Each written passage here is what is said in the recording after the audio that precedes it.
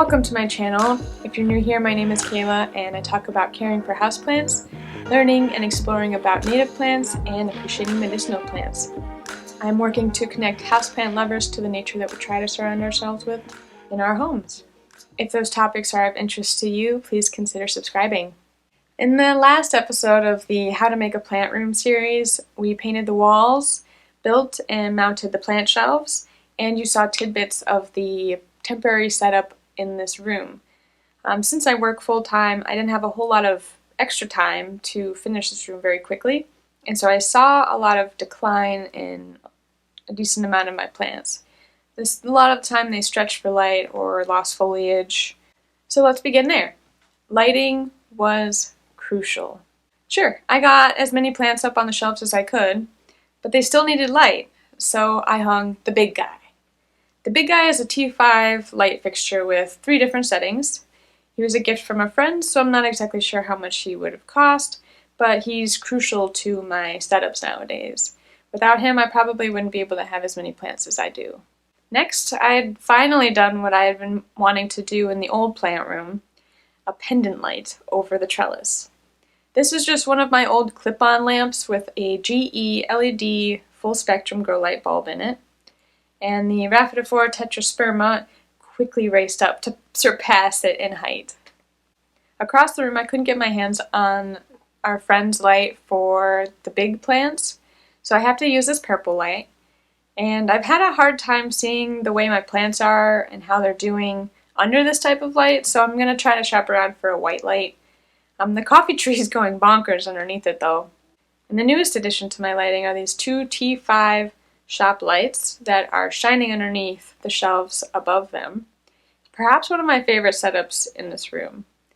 They are held up by 2 cup hooks each, drilled into the shelf above, and then hung using bread ties. Drew's idea, but so far so good.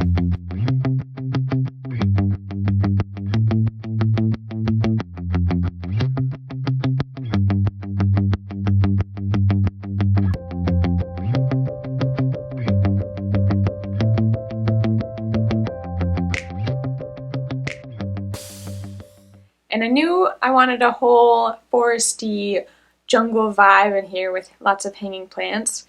And so if you saw part 2, you saw me hang these 2 garden hole poles, but here they are with plants on them. Besides those, I drilled several hooks into joists in the ceiling and hung plants from those. And I needed more hanging plants, so I tied a couple strings from hook to hook, and now I have more space for plants. The other hanging plant area is mostly occupied by my spider plants. They're away from light and my cats. I just pull out my ladder whenever it's time to water. Anything without a saucer or a cash po gets taken to the shower to be watered. It's a bit of work, but the plants and I are both getting used to the adjustment.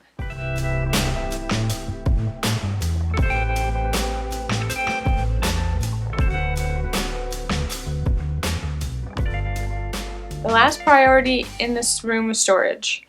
Under all of the shelves is space to store pots, pre-mixed potting soil, saucers, and anything else. This is still kind of a work in progress along with the closet. Comment down below if you'd like to see a video about storage and organizing your plant care essentials. So throughout this process, plants have perished, been given away, or tossed. And I'm learning to look at each plant and think about my needs from it. I recently met with a longtime plant collector here in Detroit. Stay tuned. And he said he grows plants that he plans on spending many years together. So he chooses wisely and with purpose. He's not afraid to thin his collection when it's time.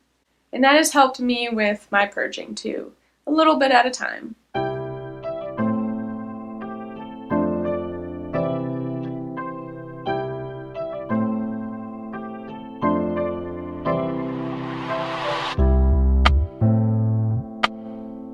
If you've been enjoying this, I can tell you I've got some exciting plans for the channel, so please subscribe. I'm trying to reach the level at which you can open up a community tab, which I believe is being changed to 500 subs, so that would be great if you could help me out with my goal.